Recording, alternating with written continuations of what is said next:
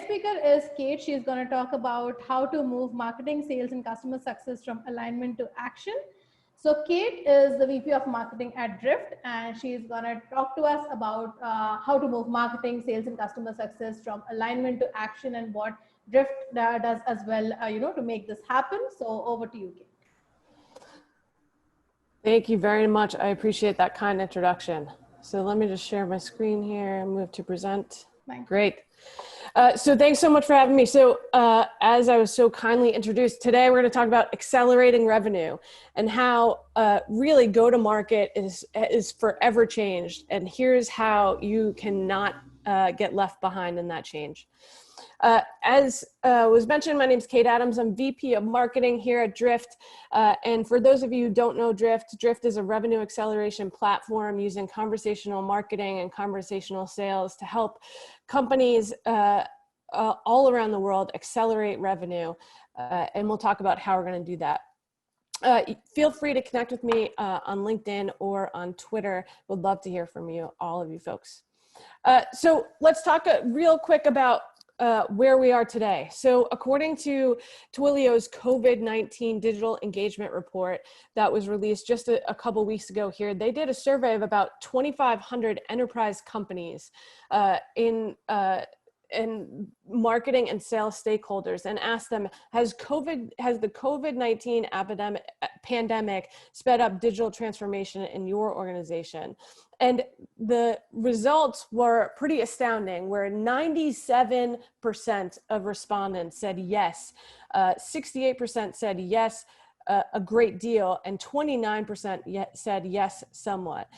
And even further, really, that when asked how much has it sped that up, folks came back and said that the COVID-19 pandemic has sped up their digital transformation by 6 years. So folks, just to zoom out a little bit, that is 6 months of time that has sped up this digital transformation by 6 years. That's an incredible impact here. And I think as I zoom out and think about what I have personally seen over these last 6 months, I've never seen so much innovation and change in the digital world as quickly as we've just witnessed over these last few months here. But let's talk about where we've been. So we've broken this down into some key areas here. And we think about the world as from a marketing and sales perspective, more specifically from a marketing perspective, as somewhere before the 2000s, we were in what we would call a brand era, which I'm not sure how many folks are familiar with Mad Men, the series, right? But we think about that as that's the time really of the brand era. Everything was offline, and really marketers were really measured by buzz. How many people were talking about them, how they were creating noise within the market, and really was the sales stakeholder and was the CEO happy with what marketing was doing? From there, we moved from about 2010 to 2019, we moved into the demand gen era. And this is really where I think demand gen marketers and marketers moved into digital assimilation, and everybody started to say, what all the things that marketing are doing are great, but really, how are we supposed to measure them? How do we know if marketing is on track to hit their goals, if they're doing what the business needs, et cetera? And really, that's where we began to, as marketers, create everything in acronyms, right? And so we started measuring marketing on the number of MQLs, marketing qualified lead, SQL, sales qualified leads, SQOs, sales qualified opportunities, and all of these things. And we began to really just, everything became an acronym within that era because it was all about measurement. But in that same era, what also happened was we started to see some friction between the revenue teams themselves, right? And when I say revenue team, I mean marketing, sales, and customer success. And that friction was marketing started throwing things over the fence to sales and saying, here's all these MQLs, just follow up with them, follow up with them. And then it became this game of finger pointing between marketing and sales specifically, where it was like, where are the leads? Sales began to ask marketing, where are all the leads that we need? Marketing said, hey, why aren't you following up with the leads? And it just became all of this friction back and forth between those two teams. And that brings us to what I'd like to welcome you all to right now, which is really what we're calling the revenue era, right? We believe that right now in 2020, we are now in the revenue era. And what we mean by the revenue era is that sales, marketing, customer success all come together and start surrounding the customer. And companies start to think about customer experience. And rather than thinking about CPLs, cost per lead, or MQLs, they start to focus on really just where is the revenue coming from and how do we, and the focus becomes truly, really on revenue. And so what I'm seeing a lot of organizations do in this new era is creating revenue teams. It's no longer 3 separate silos, but it's rather marketing, sales, customer success, really coming together with revenue operations, rev ops functions over there, really thinking about that end-to-end experience, right? And rather than thinking about just about the cost per lead and then that initial return on investment, you are now starting to think about full lifetime value. And so that means not just about what money you're getting in that first contract or that first commitment from the customer, but also how does that customer grow with you over time? What's the full value of that customer over the entire lifetime of that relationship? And so this really comes in with a couple of different things, right? So when we talk about digital transformation, let's break down what we mean. So in that same Twilio COVID-19 digital engagement report, 79% of those respondents say that COVID-19 has increased their digital transformation budget. And so like, who really is going to win in this revenue era? And when we talk about digital transformation, really what we're thinking about is real-time enabled, right? In Salesforce, this Salesforce study of the state of the connected customer, 71% of customers expect real-time interaction. And at Drift, we have the state of conversational marketing report, and my content team might get a little frustrated with me for giving you an early taste of that data, but we've already seen that 46% of respondents to that study that we've done on the state of conversational marketing, those customers expect a response with 5 seconds or less, within 5 seconds or less through chat interactions. 5 seconds, think about that. And so this is the expectation. And why is this the expectation? Well, it's because folks are having, in their consumer lives, they're having experiences with Amazon Prime, with Jet.com, with Netflix, where everything is instantaneous, right? It used to be that there was this long process and you'd have to drive to a store to get a DVD somewhere or wait for it to arrive in the mail. And now what? I can just click my remote and in 2 things, I can watch anything I want. Absolutely without any friction at all. And because they have this experience in their consumer life, they expect it in their B2B life now as well, right? So the winners are going to be real-time enabled. The next thing that they're also going to be, they're going to be personalized.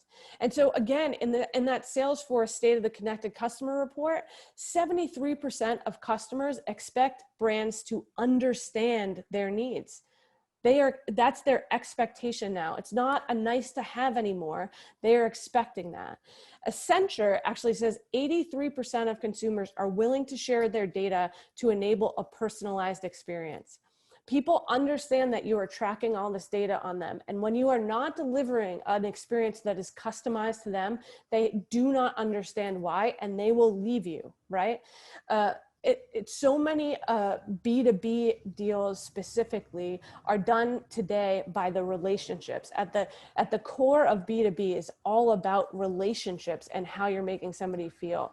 Maya Angelou has a great quote, whereas people may or may not remember what you did, but they will always remember the way that you made them feel. right? And that's not just about big picture about our human existence, right? It has to do about what we're doing in B2B as well. So how are you making your buyers feel? Are you making them feel like you understand their needs? Are you making them feel like you are personalizing the things for them and providing them with that really what we'd call a white glove experience, right? The next component of who is going to win here is it has to be omni-channel.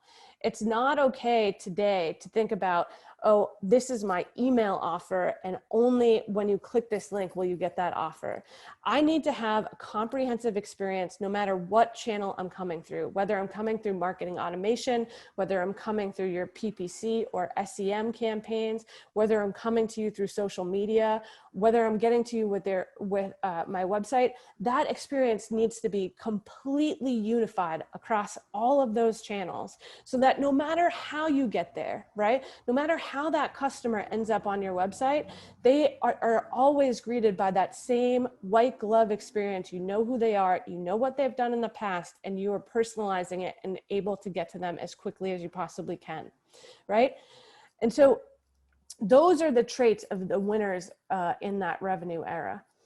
Lastly, if you think about this, there's now more focus than ever on CX or customer experience, as well as that lifetime value. And let's talk about why, right? Because everybody's thinking about that funnel where it seems like it's very lateral, right? Like you're constantly thinking about how you're moving people down that funnel one step at a time. But the reality is it doesn't end at the bottom of that funnel when somebody signs that deal. It doesn't end, it should, if that's what you're factoring for, then you're going to get a very small amount of lifetime value, really. You have to be thinking about it all encompassing in terms of once you get somebody to sign that deal or sign that agreement with you, your job just starts, right? Because now you need to get them to adopt, you need to get them to retain, and then you need to upsell them into your other product or other products or offerings, or to buy more of what you sold them the first time. And so it's an infinite loop there. The other thing, 80% of new business is coming to you through word of mouth referrals. Websites like G2 Crowd, Trust Radius, all those things, they've enabled everybody to be the old school analysts of Gartner and Forrester of the world, right? They've enabled everybody to have that same experience. And so now I can hear what Debrati thinks about her experience and what Kate thinks about my experience. And guess what? I'm the person who's in those tools today doing that work. I'm not an analyst who just is talking to their product teams and understanding their roadmap and understanding against the competition. That's become even more incredibly powerful, right? And so how do you do it? Let's talk about what won't cut it before we talk about how we do it. But I'll tell you what is not going to get you there anymore is this. It's all these silos, from marketing to sales to customer success. We've all had these experiences, right? Where you go through this marketing funnel, you get it, they've educated you, they've convinced you that they have a solution, they've helped you do the research that their solution can meet your needs, and then you finally talk to a sales rep.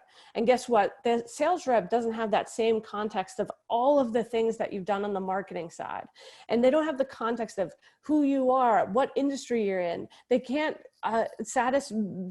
clearly understand what your needs are, right? And then you go through that whole sales cycle and you develop a relationship with that sales rep, and you've told them everything they need to know, right? You've told them about what problems you're trying to solve, how you'll define success, and then you finally make that commitment to them. You sign on the dotted line, you sign that agreement, and then what? You get handed over to somebody in customer success to do what? Only start that whole process all over again and have to communicate all of that information again.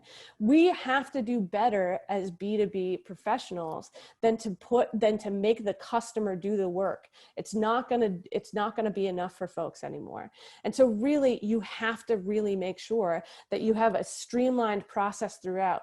these data silos, not only is it a process problem, but it's also a data problem, because marketing has one pool of data they're working in, sales has another pool of data they're working in, customer success has other tools of data.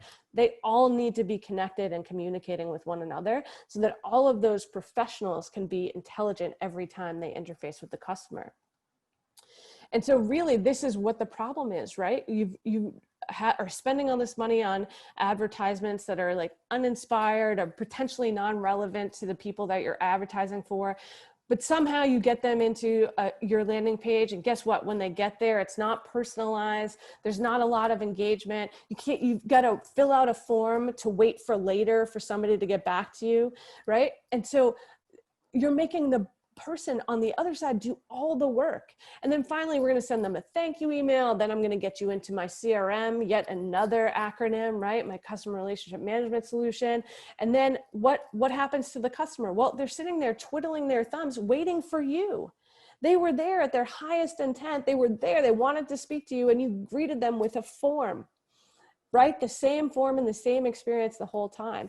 And then finally, maybe later, you finally get a sales rep to follow up. It's just not good enough anymore. And so that alignment really isn't enough. What you need to do is move to action. And so bring all of those revenue teams together, marketing, sales, customer success, make sure that you all are aligned on that, on what your go-to-market motion is, but then action all of those teams together. So when I say action, I mean, is marketing greeting those folks when they head to your website? Are they able to greet them with a personalized experience? When that whale of a company that you've been, that your CRO, your chief revenue officer has just been drooling over and wanting to land as a customer, right? How are they getting greeted on the website? How are you giving them a fast lane to your sales team and getting somebody to speak with them right away, right? And when somebody does speak with them, what's the intelligence on the sales side that you're providing so that that sales rep can have a truly meaningful conversation that helps that sales rep understand and articulate to that customer how much value they can provide. And then third, when you get to execute, right? So when you can communicate with people in real time, how are they able to do that? How are you showing them the true value that you can deliver, right? And so alignment isn't enough. We need to move to action. We need to action these teams all together. But what does it really look like when it comes down to it? Well, this is what it looks like, right? And Drift, our company, can help you do all of these things. So conversational marketing is able to help you engage buyers in real time with that personalized experience. And using conversational sales, you can connect your sales team so that they are spending their time on the prospects that are truly engaged, on those companies that are engaged, that are looking, that are really interested in your solution, as opposed to just picking up a phone book and trying to cold call people and convincing them that they really want that to happen, right? And again, you need to use this omni-channel approach, whether it's chat, email, SMS, video, voice. How are you providing all of those folks with an experience that enables them to communicate with you in a way that they're comfortable, as opposed to the way that you want to communicate to them? Right? And then finally, are you able to use artificial intelligence so that you can actually deliver that experience 24/7, 365 days out of the year? Do you have a database of data that is enabling you to really take action and provide insight to the sales team on how to engage with somebody? And how does that feed into all those systems so that you're not within those silos? And whether you do that with Drift or you do that with a number of different other solutions, all I know is that this is who's going to win in this next revenue era that we're really in today. So really quick, I've got an offer for you guys. We just launched a lot of what we talked about in the go-to-market playbook for revenue teams. It's completely free. This is the URL where you can go get that, but happy to take any questions that you might have. Thanks, Kate. Thanks for the amazing presentation. I'll take up a few questions here. The first question that we have is, would there be a change in the marketing activities or just the KPIs as we move towards the revenue alignment? I think it's both, the KPIs as well as the activities. And so when I say both, let me break that down in terms of what I mean. I think marketing marketing must, and there's a lot of talk today around CMO and what's happening with that role, and why the tenure of that role is so short. I've seen data from anywhere, it's like 28 months to 43 months is the average tenure for a CMO. And most of the time on why there's such velocity in that role is that if you as the marketing leader are not able to articulate the revenue that you are driving for the business. So you must have a grasp on attribution and that is how marketing gets the seat at the table and keeps the seat at the table, to really articulate the overall impact that you've had on the business. If you're unable to do that, then no wonder you're getting a lot of pressure and there's a lot of swirl within that organization. So that's what I mean on the KPIs. So you must be able to draw a straight line from the activity that marketing's doing all the way into the revenue. For us, it's really around marketing attribution. We use Visible, which is an Adobe tool, in order to do that, in order to drive that straight line. But also, it's also the activities, right? So the same activities that you've been doing for the last 5 to 10 years, they're not going to cut it anymore, right? We've seen 6 years of digital transformation in a 6-month period. And so that means that if you aren't able to keep up with that transformation, if you're not pushing yourself digitally and pushing your digital marketers on your team, then you are going to get left behind fast, because I guarantee that your competitors are investing here now. And so what I mean by that is, how are you providing sales with the key insights on like who the most engaged accounts are? How are you aligning and actioning with sales on how you're going to attack those accounts and land those accounts and turn them into revenue? Right. So the next question that we have, Kate, is what are some of the best chat workflow-based funnels that you have seen? Yeah, good question. I think so chat workflow. So we have an entire marketing blueprint, conversational marketing blueprint that breaks that down. And so really the best workflows I've seen take into account who it is that's on your site, where they came from, in order when they got there, right? And then also what you want them to do next. Those are if you have those 4 key criterion within that workflow, I think those are really the things that take it to the next level. So how are you able to identify that account? How are you making that qualification process? Because let's be clear, when I'm talking about chat on your website, I don't want you to just open up your fire hydrant here and let everything through. That's not at all what we want to do. We still want to qualify and make sure that we're having conversations with the right people. But how are we qualifying that person elegantly that it doesn't make it feel like, some of these forms I'm seeing are 12 fields long, right? Asking the most obscure data. Whereas at Drift, like, we just ask for your email, and then I'm able to augment all of that other data in real time on the other side. I do the work. I don't make the customer do the work. Right. So the next one is actually really interesting, and I think we can take up this one last question, which is, how do I measure the channel level attribution instead of measuring just the point of conversations? How do you measure channel level attribution? Attribution.